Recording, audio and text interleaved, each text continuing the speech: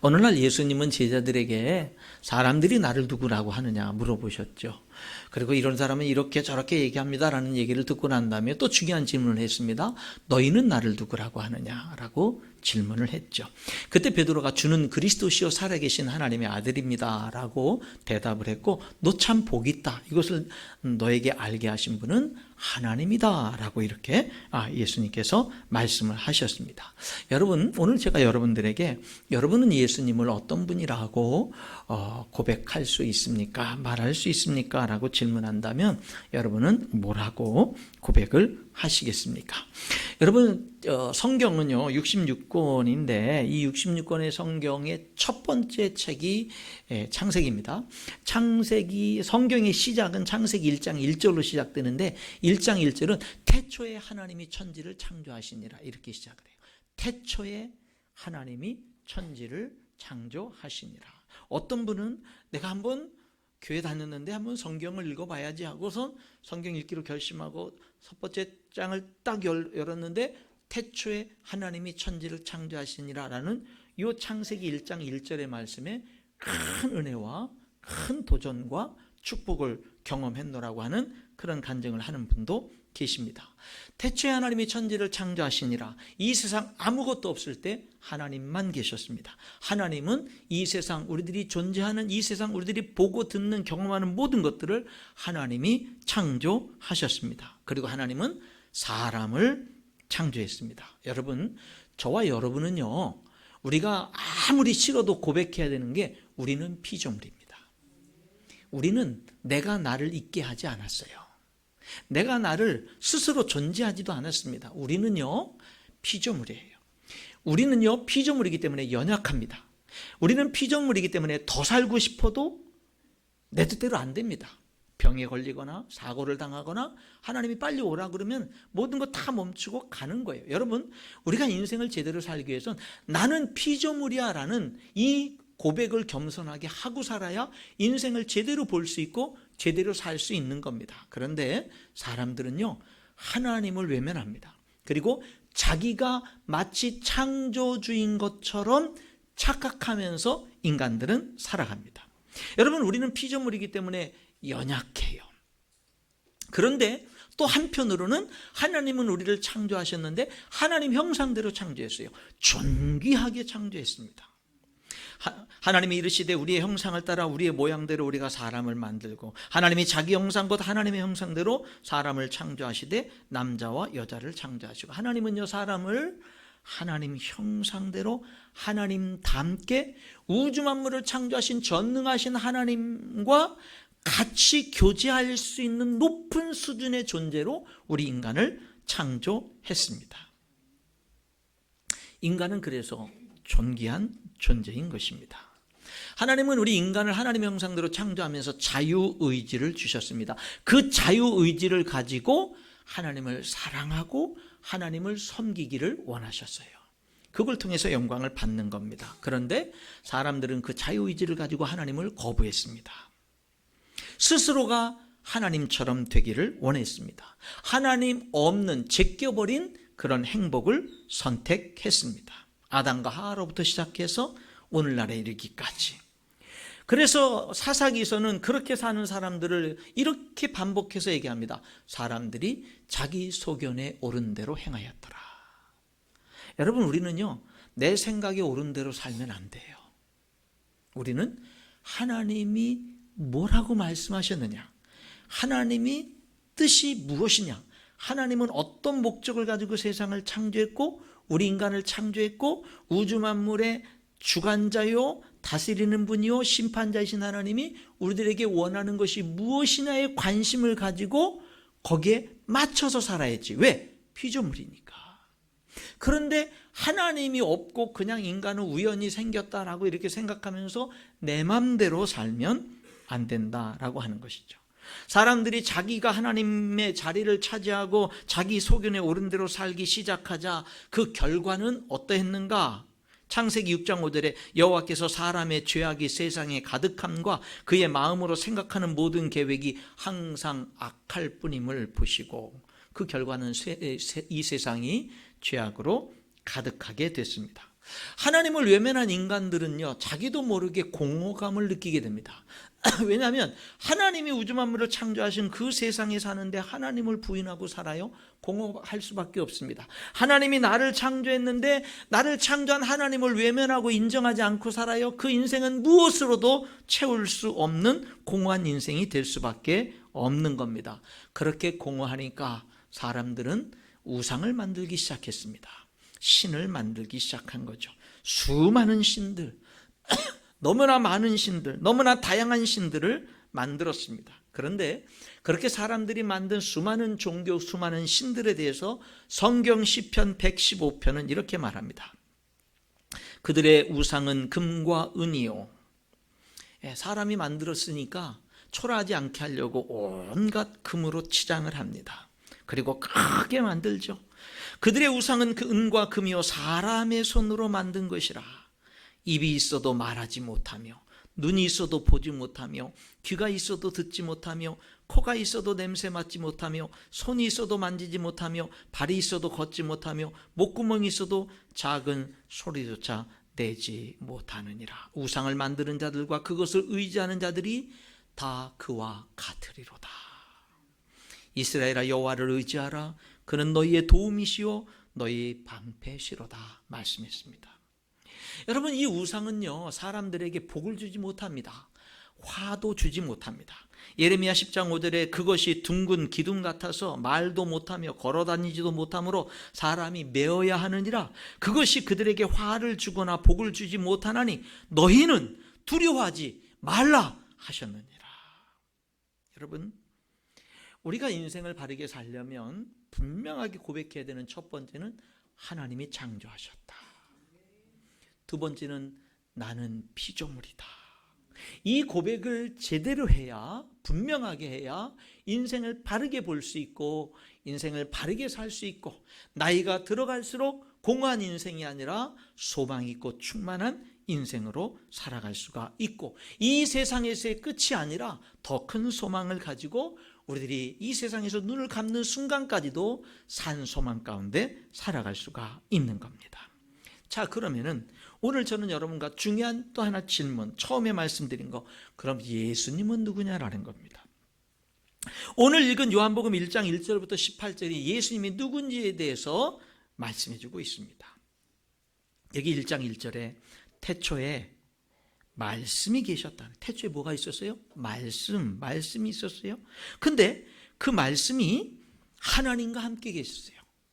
태초에, 창세기 1장, 태초에 하나님이 천지를 창조하시냐고 했는데, 그 창세기 1장 1절에서 말씀하지 않은 그 내용을 요한복음 1장 1절에 얘기하는데, 태초에 하나님이 계셨고 그 하나님과 함께 말씀이 계셨어요. 근데 그 말씀이 곧 하나님이셨어요. 여기서 성경은 삼위일체 하나님에 대해서 말씀하고 있습니다. 성부, 성자, 성령, 삼위일체 하나님이죠. 태초에 하나님과 함께 계셨던 말씀이 곧 하나님이라고 이 요한복음 1장 1절은 말씀하고, 이어서 2절 3절은 뭐라고 말씀하시냐면 태초에 하나님과 함께 계신 그 하나님이신 말씀이 모든 만물을 창조했다는 겁니다. 여러분, 창세기 1장 2절은 하나님이 창조했다고 하는데, 요한복음 1장 2절 3절은요 하나님과 함께 태초부터 계셨던 말씀이 하나님과 함께 천지를 창조하셨다라고 말씀합니다. 2절 3절, 그가 태초에 하나님과 함께 계셨고 만물이 그로 말미암아 지은 바 되었으니 지은 것이 하나도 그가 없이는 된 것이 없느니라, 이렇게 말씀했습니다.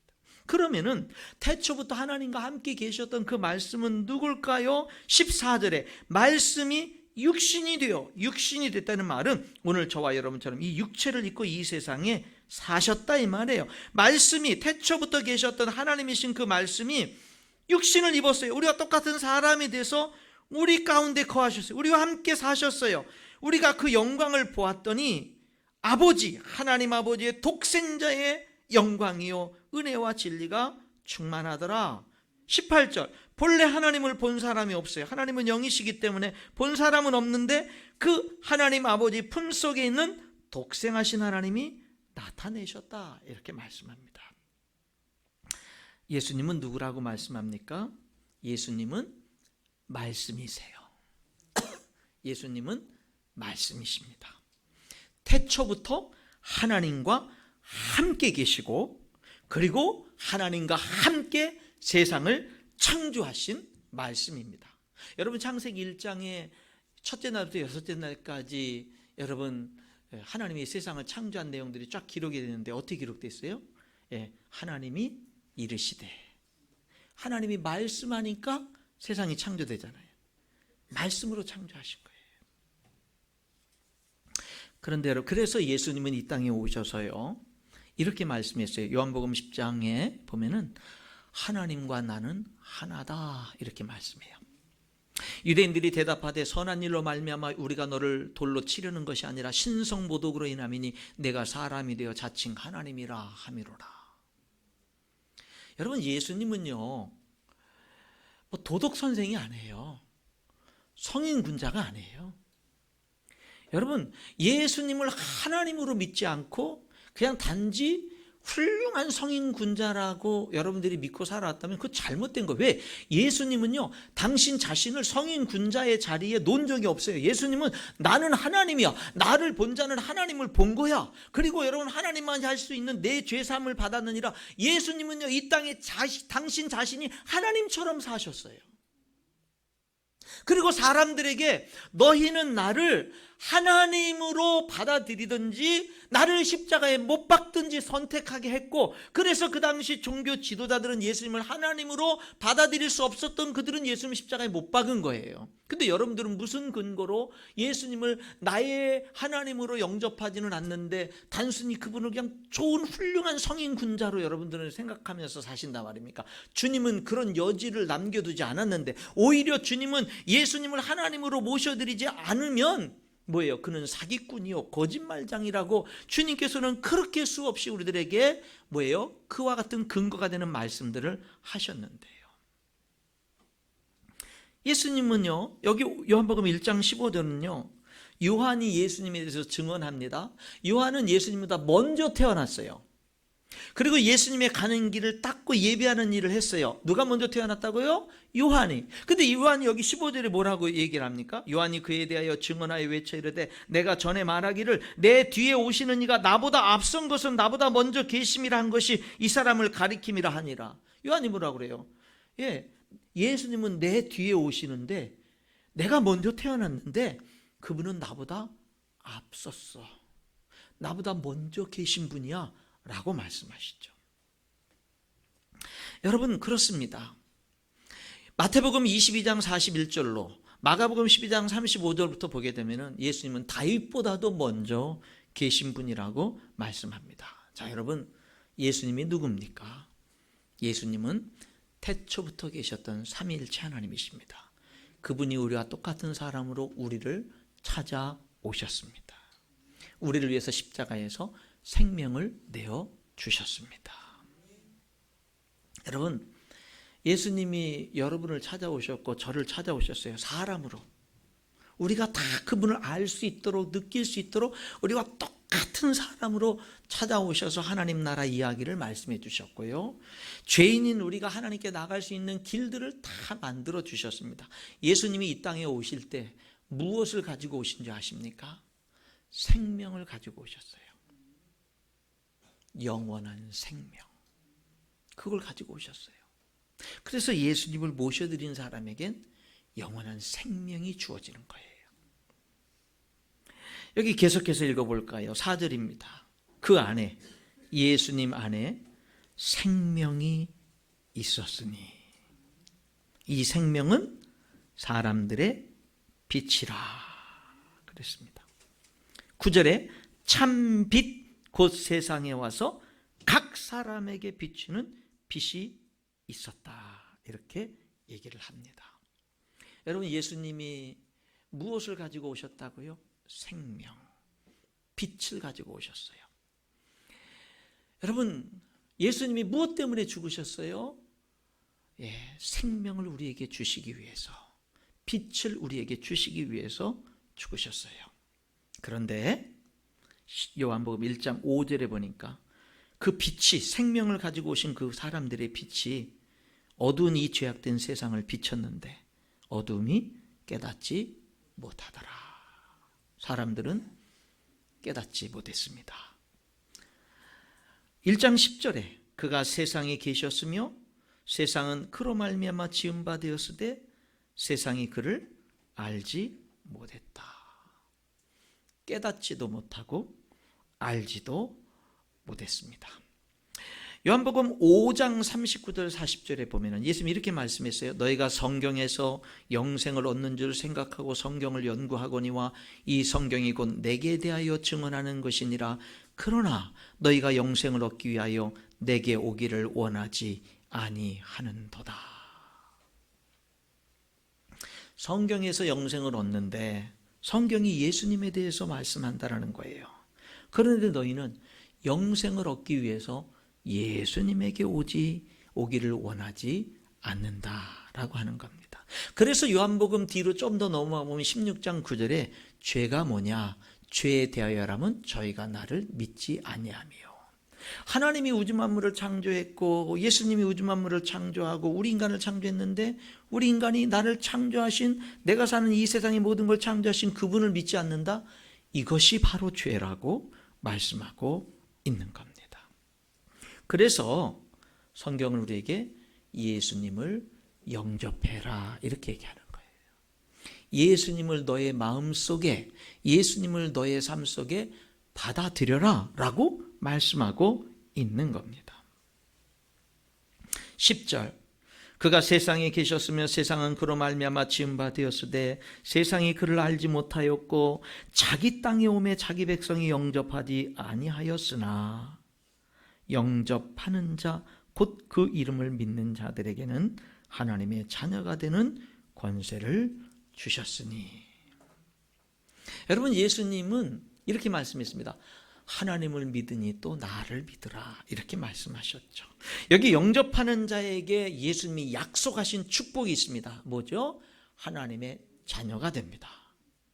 그리고 또 하나의 축복이 뭐죠? 생명을 얻습니다. 그리고 또 하나의 축복이 뭡니까? 어둠이 물러가고 빛이 임하는 겁니다. 여기 예수님이 빛이라고 그랬잖아요. 그렇죠? 4절에 그 안에, 예수님 안에 생명이 있었는데 이 생명은 사람들의 빛이라. 예수님은 생명의 빛이에요. 사람들의 빛이에요. 그런데 여러분, 그 빛이 어떻게 비추느냐면 9절에 참빛 곧 세상에 와서 각 사람에게 비추는 빛이 있었나니. 여러분, 예수님의 생명의 빛은 각 사람에게 비추는 거예요. 여러분 개인에게 비추는 거예요. 여러분의 마음 속에, 여러분의 삶 속에 비추는 거예요. 생명의 빛으로 비추는 거예요. 근데 여러분, 그럼 놀라운 일이 뭐냐면 예수님이요, 뭉텅거려 가지고 나를 대하시질 않아요. 빛으로 나에게 개인적으로 찾아오는 거예요. 인격적으로 나와 개인적인 관계를 맺으시는 거예요. 그래서 우리는 예수님을 개인적으로 믿어야 되는 거예요. 개인적으로 예수님을 내가 받아들여야 되는 거예요. 우리 부모님이 믿음이 좋다 아니다 그런 거랑 상관없어요. 내가 예수님은 개인적으로 받아들여야 되는 거예요.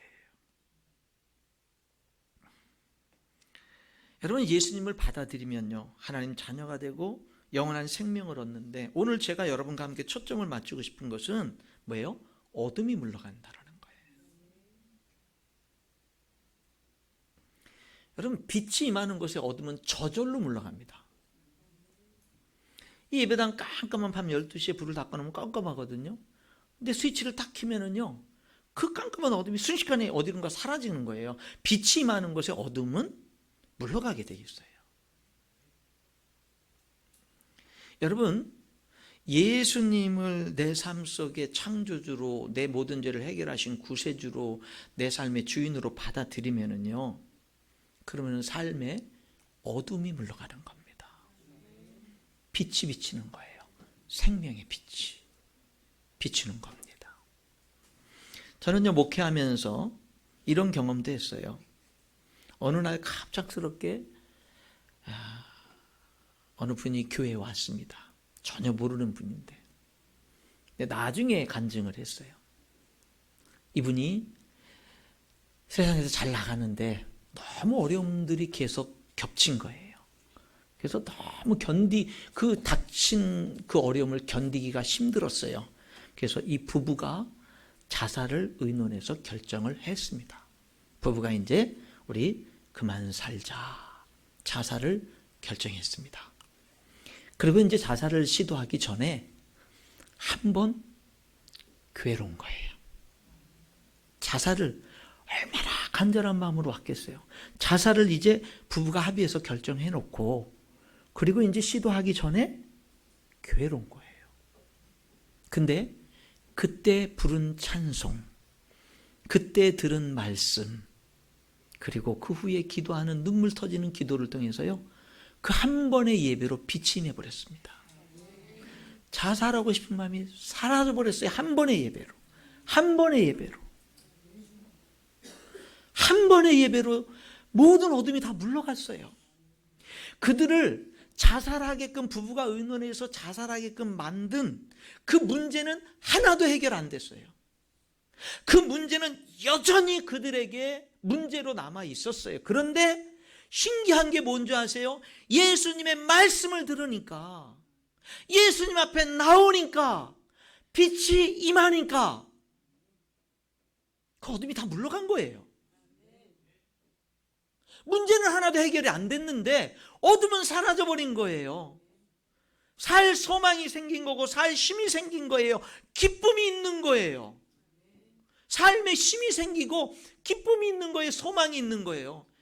그때부터 얼마나 열심히 교회를 나오고, 부부가 열심히 교회를 나오고, 얼마나 열심히 신앙생활 하는지 모릅니다. 여러분, 오늘 그러기 때문에 여기 예수님은 생명이신데, 우리를 찾아오신 예수님, 우리에서 죽으신 예수님은 우리에게 뭘 주시려고 하냐면 생명을 주는데, 그 생명이 사람들의 빛이라는 거예요. 각 사람에게 비치는 빛이에요.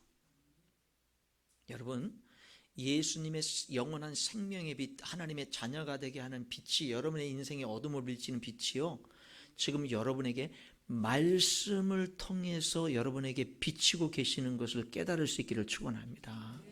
비치고 있는 거예요.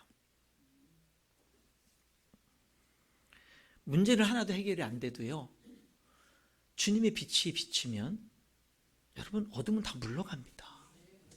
자살하고 싶은 어둠 물러가요. 미워하고 시기하고 질투하는 어둠 물러갑니다. 다 물러가. 낙심되는 어둠 물러갑니다. 좌절되는 어둠 물러가는 거예요. 원망, 불평, 근심, 걱정, 이런 어둠들 물러가는 거예요. 그래서 여기에 중요한 두 가지 질문이 나오죠. 하나는 뭐냐면, 나는 예수님을 영접했나? 나는 예수님을, 각 사람에게 임하시는 그 예수님을 나는 개인적으로 받아들였나? 이 질문이 중요한 거고요. 오늘 이 시간 예배 드리는 거의 대부분의 사람들은 다 영접하신 분들일 겁니다. 그런 분들에게 중요한 질문은 뭐냐면, 내가 예수님을 영접했는데 왜 여전히 내 삶에 어둠이 있지?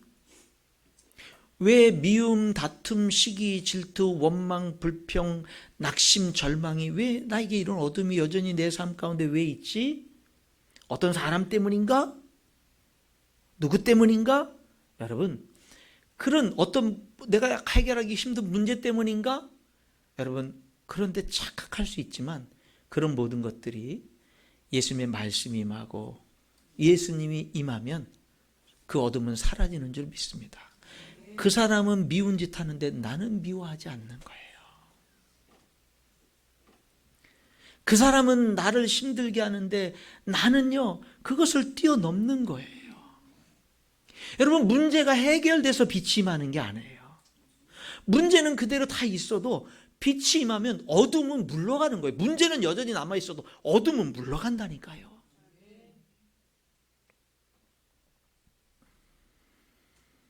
만약에 여전히 여러분이 예수님을 믿고 영접했음에도 불구하고 어둠의 세력이 여러분을 괴롭힌다면 십자가 앞에 나가야 됩니다. 여러분이 몸부림친다고 여러분이 어둠을 물리치기에는 역부족일 것이고요. 여러분, 그 사람이 변화되면 어둠이 물러갈 거라고 그렇게 안 될 것입니다. 죽을 때까지 안 될 수 있어요.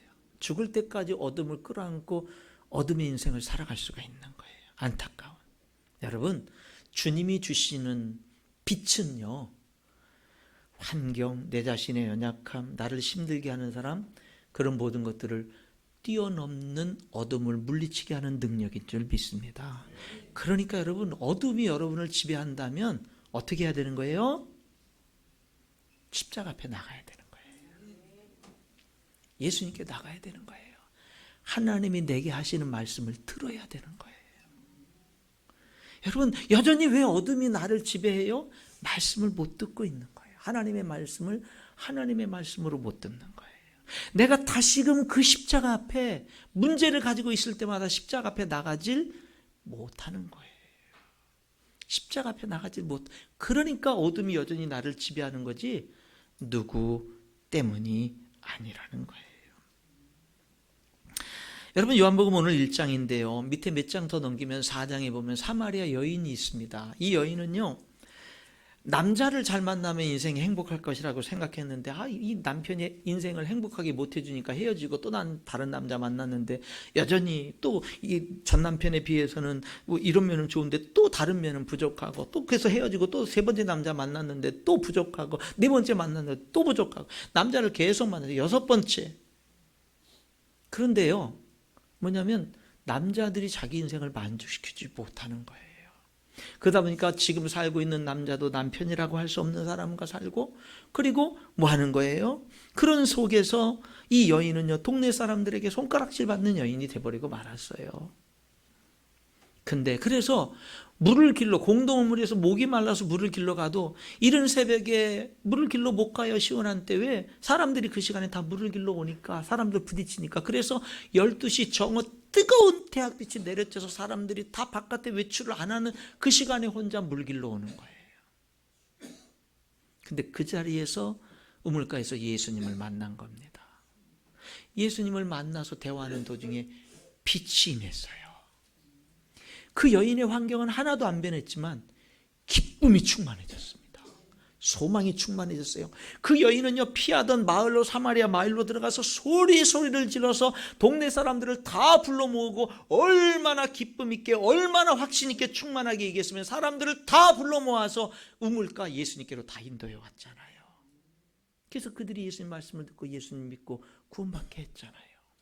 여러분, 빛이 임하는 거는요, 어둠이 물러가는 거는 문제가 해결돼서 그러는 게 아니에요. 주님의 말씀이 임하면, 내가 십자가 앞에 나가면, 내가 예수님 안에 거하면 어둠은 저절로 물러가는 거예요. 내가 용서 가지고 물리치는 게 아니라 저절로 물러가는 거예요.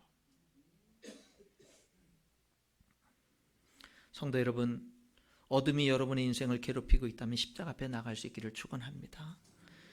그 문제의 해답을 예수님과의 관계 속에서 찾을 수 있기를 축복합니다. 예수님이 우리에게 주시는 것이 오늘 본문 말씀에 두 가지가 있어요. 제가 여러분과 함께 초점을 맞추고 싶은 두 가지는, 하나는 이미 말씀드린 대로 뭐냐면, 예수님을 받아들이면, 예수님이 임재하시면 빛이 임한다라는 것. 빛이 임하면 어둠은 저절로 물러간다라는 것. 그 말씀을 여러분과 함께 나누고 싶고요. 또 한 가지 나누고 싶은 것은 뭐냐면, 예수님을 영접하면 빛이 임하고 어둠이 물러갈 뿐만 아니라 나의 인생에 사명이 저절로 주어져요. 내가 선택하는 게 아니에요. 빛이 임하면 어둠은 저절로 물러가는 것처럼 예수님을 영접하면 사명은 저절로 주어져요. 하나님이 명령하시는, 하나님이 주시는, 예수 믿는 사람들에게 내가 선택할 수 없이 하나님이 의무적으로 지어주는 사명이 있어요. 그게 뭘까요? 여기 7절에 있는 말씀, 6절부터요.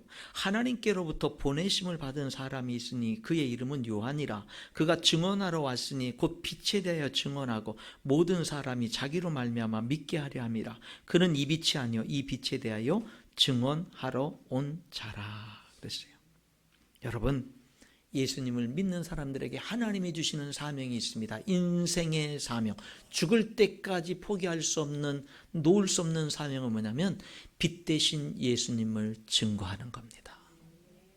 빛 대신 예수님을 증거하는 건데, 삶으로 증거하고 입술의 말로 증거하는 거예요. 저 사람의 삶을 보니, 저 사람이 행동하고 저 사람이 살아가는 모습을 보니 하나님은 진짜 있는 것 같아. 저 사람의 모습을 보니 나도 교회 다니고 싶고 나도 예수님 믿고 싶어.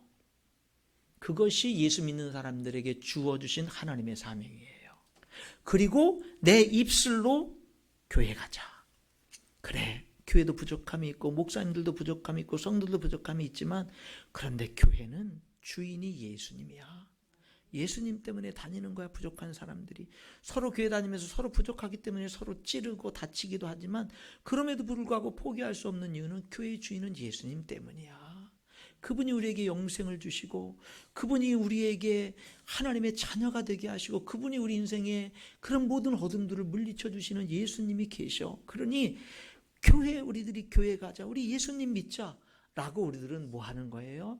그럼에도 불구하고 외쳐야 되는 거예요. 한 사람의 이야기를 하고 오늘 말씀을 마치겠습니다. 여러분, 지금 다니엘 기도회, 축복과 응답이 있는 21일 다니엘 기도회가 3주간 진행되는데 한 주 지났어요. 2주 남았습니다. 여러분, 내일부터 열심히 또 참석을 하시길 바랍니다. 그냥 8시에 교회 오시면 돼요. 그냥 교회 와서 앉아만 계시면 돼요. 그 다음에는 다 알아서 은혜가 임하게 될 거예요. 목요일 날 한 분이 이제 강사로 와서 강연을 했습니다.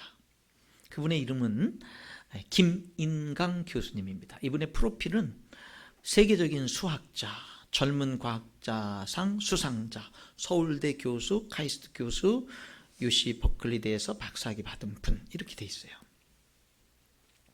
이분이 말씀을 전하고 간증을 하면서 이런 얘기를 했습니다. 저는 시골 외딴 마을에서 태어나서 2살 때 소아마비를 앓고 걷지 못하게 됐습니다. 이분은요, 다리를 못 써가지고 이렇게, 요즘에는 그래도 의술이 발달돼서 이렇게 기구를 이용해서 쓰고 좀 걷고 그러잖아요. 그래서 그걸 해서 지금은 좀 목발을 걷고 힘들게지만 천천히 이제 걸으시기는 합니다. 이제 그렇게 해서 최근에 이제 걷기 시작을 했겠죠. 그러니 1시간 동안 강의하면서 그 목발로 이 겨드랑이에 끼고 이렇게 하는 그 모습이 보통 힘든 모습이 아니었겠죠. 근데 1시간 넘는 시간을 참 이렇게 꿋꿋하게 말씀을 전해줬어요. 저는 11살 때 재활원에 입소했습니다. 걸어보려고. 어른 나이에, 재활원에 들어가 보니까 어른 나이에 가족과 사이로부터 버림받고 시름시름 앓다가 죽어가는 친구들을 많이 보면서 저는 대상을 알 수 없는 그런 분노에 시달리곤 했습니다. 저는 반지하에 살았습니다. 항상 그런 건 아니지만 반지하에 살았을 때 이야기를 합니다. 햇빛도 안 들어오는 반지하. 그때 반지하에서 수개월간을 바깥에 나가지도 못하는 가운데 지냈던 그 시기에 썼던 글, 일기일 수도 있겠는데 그거를 읽어줬어요. 반 지하방에 누워있으면 그곳으로 지나다니는 사람들의 발소리가 잘 들린다. 제잘되며 달려가는 초등학교 아이들의 가벼운 발소리, 출근하는 여자들의 경쾌한 하일 소리, 말끝마다 욕을 집어넣어야 문장이 끝나는 중고생들의 거친 발자국 소리, 늦은 밤 술 한잔 걸치고 비틀대며 퇴근하는 가장들의 외로운 구두소리. 그들은 매일 지나다니는 길 아래 해가 닿지 않는 어두운 방에 누워있는 나의 존재에 대해 알까? 아마 오늘 죽어나간다 해도 모를 것이다.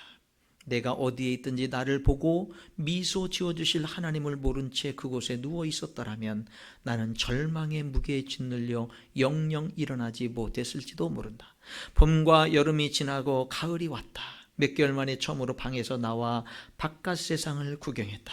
가을 하늘이 이렇게 투명하게 푸르렀던가. 나뭇잎 사이로 번쩍이는 황금 햇살이 이렇게 눈이 부셨던가. 뺨 위를 스치는 공기가 이렇게 가슴이 툭 터지도록 시원했던가. 세상이 그렇게 아름다운 줄 처음 알았다. 세상에서 뺨 위를 스치는 세상에서 고통 없이 숨 쉴 수 있고 마음껏 태양빛을 즐길 수 있는 그것보다 더 감사한 일이 어디 있겠는가. 너무 흔하고 평범해서 인식도 못했던 것들이었다. 그러니 나머지 것들은 더 말할 것도 없었다.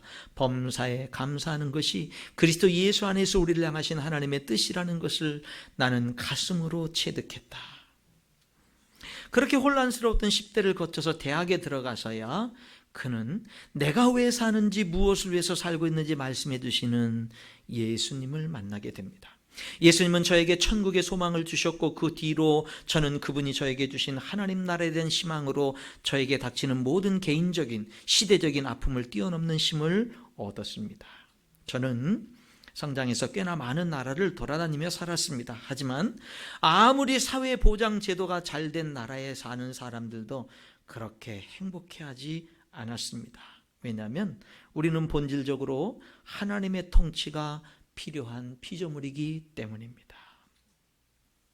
하나님 나라는 공정하고 평화로운 곳입니다. 이걸 누가 말해요? 태어나면서도 소아마비로 걷지 못했던 분이 말하는 거예요. 우리의 주님은 정말 진정한 희년을 자유를 선포하셨던 왕이십니다. 그는 하나님 자신이셨지만 전능의 위험과 무한의 권력의 막대기로 이 세상을 다스리지 아니하시고 진리의 약속된 말씀대로 완벽한 로고스 말씀대로 이 세상을 통치하시고 세상과 자신, 피조물과 창조자, 죄인과 거룩한 자를 분리하지 않으셨습니다. 모든 것이 자신의 것인 예수님은 이 세상에 대한 소유권을 요구하지 않으시고 이 세상을 위해 자신의 모든 것을 스스로 포기하셨습니다. 그 다음 말이 신금을 울립니다. 우리의 신앙은 하나님의 전지전능에 굴복하는 것이 아니라 나를 죽기까지 사랑한 그분의 사랑에 굴복하는 것이라고 생각합니다. 제가 공부를 하면 할수록 깨닫는 것은 이 우주에 숨겨진 주님의 크신 비밀들의 아주 조그마한 파편들을 가끔 발견한다는 것입니다.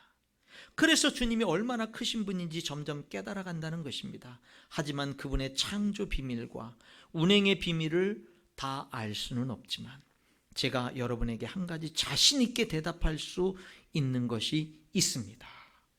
하나님은 사랑이시고 그분은 여러분을 위하여 죽으셨고 죽기까지 앞으로도 사랑할 것이라는 것입니다. 그랬어요. 여러분, 예수님은 우리에게 빛이십니다. 각 사람에게 비치는 빛. 빛이 임하면 어둠은 저절로 물러갑니다. 여러분, 어둠을 물리치는 밝은 인생이 되기 위해서 예수님을 믿으시고요. 예수님께 나오시고요. 십자가를 붙드십시오. 그리고 예수님을 믿는 신앙의 삶 속에서도 여전히 어둠이 우리들을 공격해 올 때 여러분 예수님 앞에 나가야 되고 십자가를 붙들어야 될 줄 믿습니다. 그럼 우리는 어둠을 물리칠 수 있습니다. 거기에서 끝나지 말고 하나님이 주신 사명이 여러분에게 있다는 사실을 잊지 마십시오. 여러분의 삶을 통해서 여러분의 입술의 말을 통해서 세상에 생명되고 빛 되신 그 예수님을 증거하는 그 삶을 살아갈 수 있기를 주님의 이름으로 축복합니다. 기도하겠습니다.